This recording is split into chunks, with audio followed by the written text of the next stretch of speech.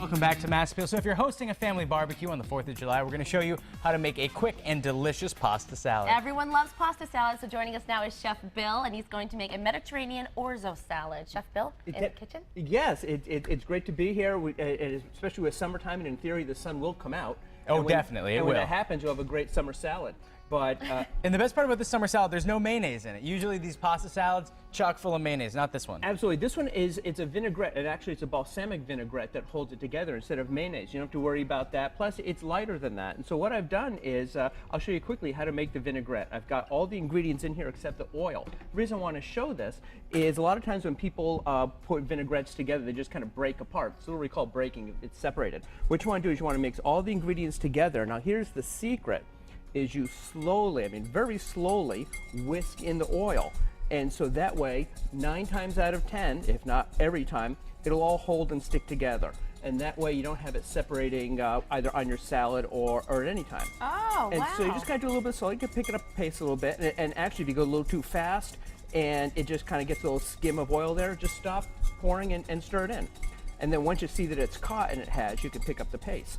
Now, Chef Bill, what are the other ingredients that are in that balsamic? Balsamic vinegar, garlic, little brown mustard. I like to use Gouldens.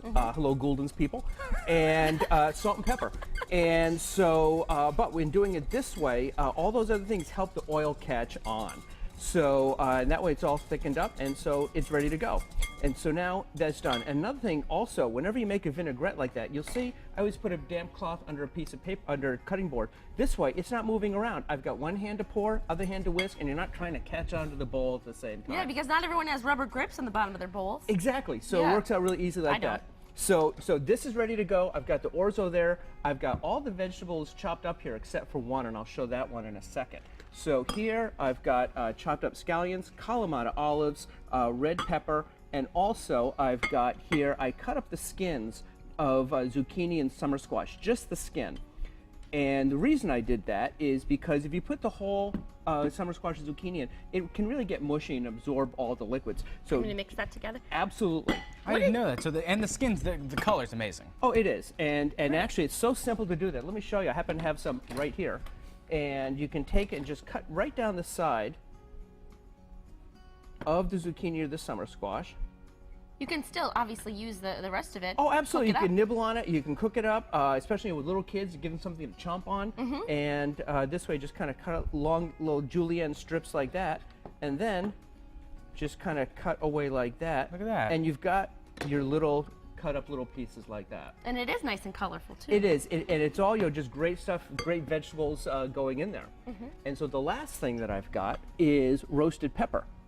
Now, you can buy roasted pepper in jars and a lot of markets, and they're fine. There's nothing wrong with the bought roasted pepper until you do one yourself. And you'll find out not only how easy it is, but you can even get the fragrance of it right here.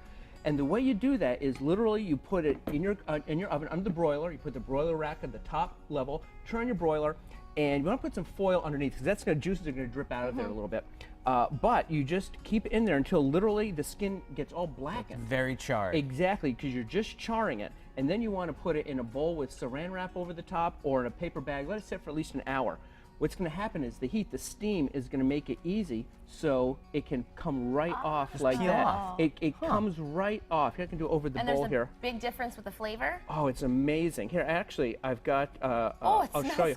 great. You can tell, and you can tell the Yes. flavors coming right off. Now, I don't know if I've ever tried a homemade one of these. and then the next thing you want to do is then do with the paring knife, just kind of scrape the seeds out. So I've done all of that already right here. And you don't put any oil on it or anything, Nothing, right? no, Just no put oil it or in the way anything. it Yeah, is? exactly. So I'm going to cut this up. Here, take a taste I of was going this. to say, if you don't mind, I would love to. If we're violating all the rules of television. That's okay. But, No rules. Oh, no rules? Excellent. No rules. No, except for the whole swearing thing. Don't swear. Oh, I won't do that. There are a few rules. Keep your clothes on. Yeah, okay. Now, always. And you definitely want that. So now you can see Oh how my goodness, that's so good. it's so flavorful. It's so much better than a It is. canned one. And canned one, you say, oh, gee, that's fine. And you don't even need a side-by-side. That's just a flavor that bursts out at Right, you. you don't even have to compare, I know. Exactly. So now, ready to pop that in for a little more color. Beautiful. Now, did we already talk about what orzo is? I had that No, question. because a lot of times people have this salad and say, oh, it's a rice salad. And actually, Seth, you can pop that in anytime. Sure. People say, well, I've had a rice salad. And no, it's orzo. It's a pasta, just like spaghetti, but it's just shaped like that. It looks like rice, but it's pasta. Ooh, It is pasta, yep. I think we got Did we some split a That's little okay. bit? No problem. That's what we're here for. It's all going in the same place anyways. Yep. That's what I always say. And so then just kind of stir that around. Now, another rule for cold salads, whether it be a tuna salad or orzo or potato salad, is if you're going to be chilling it, and the flavors really come out well when you chill. Does that smell great? It smells really good. So hungry. It smells Don't we have smell-o-vision yet? If, Can one day, everybody go home? we've got and people smell on that it. there? I wish. So what you do is after you chill it, because if you could put the salt and pepper in now and say, oh, that's really good. When you put it in the fridge, you take it out and say, it's not seasoned enough. What happened? Well, as it chills, it alters the chemistry of it, and that's as much as I can explain in English. But you want to check the flavor again and check for the salt and pepper, and check to make sure it's flavorful enough, because it might not be enough flavor. And the purpose, again, of putting salt in the food is not to make it salty, but to bring up the other flavors. And in this, you've got some big flavors. You've got the red peppers. You've got the Kalamata olives. Avoid the temptation to say, well, I'm just going to open up a can of the black olives. It's not going to have anywhere near the flavor. So you've got all these flavors bursting in here, and that's what really brings it out. The balsamic ties it together. Well, it smells delicious, Yeah. Chef Bill. I can't Great wait to dig tips. in. Thank you so much for being here. Thank you. And we'll be back with you Great. later in the show. So when we come back, Bill's going to show us how to make everyone's favorite Potato salad.